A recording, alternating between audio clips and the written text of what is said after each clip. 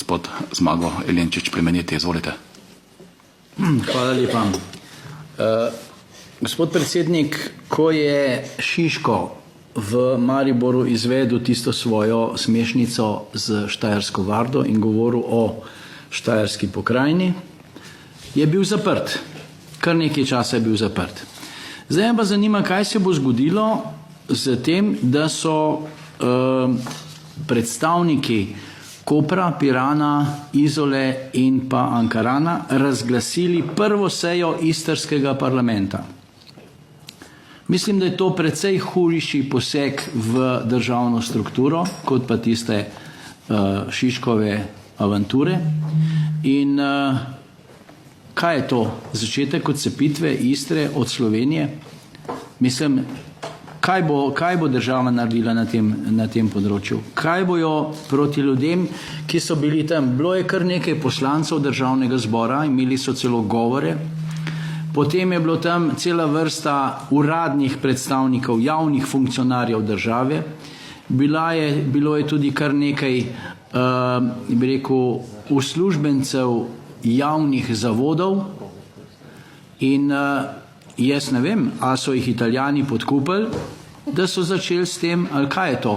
Mislim, a je res? Tukaj gre za rušenje ustavne ureditve, pokrajin še nimamo, bi bilo smiselno, da jih čim prej imamo, ampak ker jih še nimamo, je tukaj lahko zadej karkoli. Me zanima, kaj boste vi storili. Jaz mislim, da bi bilo smiselno v zvezi s tem sklicati kakšen odbor in razpravljati o teh stvarih, kajti ta zadeva ni kar tako enostavna. V italijanskih medijih se je zadeva začela zelo, bi rekel, neprijetno vrteti in to ni dobro za Slovenijo. Jutri praznujemo vrnitev tistega dela prekmurskih Slovencev, ki so bili pod Madžarsko, 100-letnica bo jutri. In imamo tukaj eno majhno proslavo. Po drugi strani nam pa v petek, 5.7. to uradni predstavniki države in pa poslanci države Slovenije naredijo sejo istrskega parlamenta. Ne vem, morda bi bilo smiselno tudi kakšni komisiji za obveščevalne službe naložiti nalogo, da to raziščejo, kaj je tukaj zadej, zakaj je do tega prišlo, kako to, da je do tega prišlo, kdo stoji zadej, kajti opravičljivost tega, ki se išče v sistemski rešitvi za vodooskrbo slovenske Istre, to ni opravičilo. To ni upravičilo. Jaz sem povedal, da brstoviški vodovod bi se lahko takoj priključil na obalno vodno sekvenco, pa se ni naredilo, ne vem zakaj ne. In je bil pa tukaj tudi minister Zajc na tej zadevi.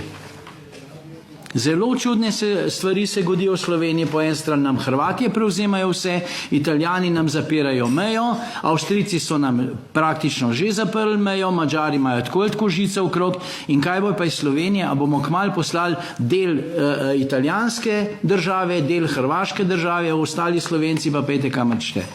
Mislim, kje je tukaj naša državnost, kje je naš čut za državo, kje je vse skupaj? Kar tako, da se dogaja in to, da poslanci govorijo o, gospa iz vaše stranke, gospa Meira Hot je imela tak, bi rekel, navdihujoč govor tam. Lepo prosim, dajte nekaj narediti.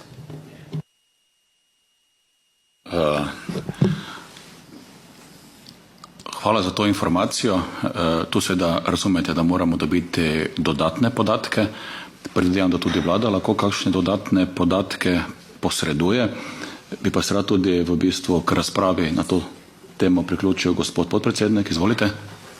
Hvala lepa, predsednik, za besedo. Sam sem bil na tem srečanju in v principu to so zasedali občinski sveti 4 občin, ki imajo en skupno težavo preskrba z vodnim virom.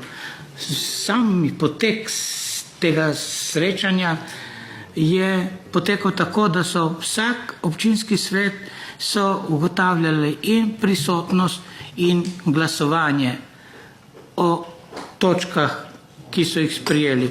Je bilo pa res omenjeno, da v principu je to skupni občinski sveti, ki lahko so kot tudi neka širša zadeva za celo območje.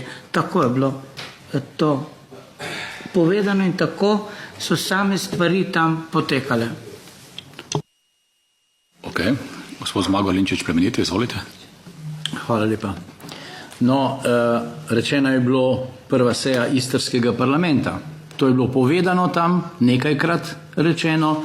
Poleg tega je tudi v medijih, lepo piše prva seja istrskega parlamenta. Kdo bi rekel, da je istrski parlament v navednicah, ampak tudi Štajerska Varda je bila pisana v navednicah in vendar je bil Šiško zaprt. Kaj bojo naše poslance zaprli zdaj? A bomo glasovali o tem, a imajo imuniteto ali nimajo imunitete? Na osnovi katerega zakona jih bomo poklicali na odgovornost? In pa državne predstavnike. Tudi gospa Kozlovičeva je bila tam. Mislim, a smo država ali nismo država? Kakor kaže, nismo. In jaz upam, da bo premier, gospod Šarc, potegnil resne konsekvence iz tega ven. Vse se ne moramo iti otroškega vrtca. Slabši smo kot otroški vrtec. Države ni več, mislim, to je bivša država Slovenija, kakor kaže. In na ta način ste legalizirali vse, kar je Šiško naredil. Zdaj je on čist in njegovi odvetniki, boste prepričani, bodo to uporabili in seveda bomo mi, davkoplačevalci, spet plačevali njemu za tiste ure in dneve, ki jih je preživel v zaporu. Pa je bil Šiško 100-krat bolj dobro nameren, kakor tukaj. Kajti brestoviški vodovod v tej razpravi tudi omenjen ni bil.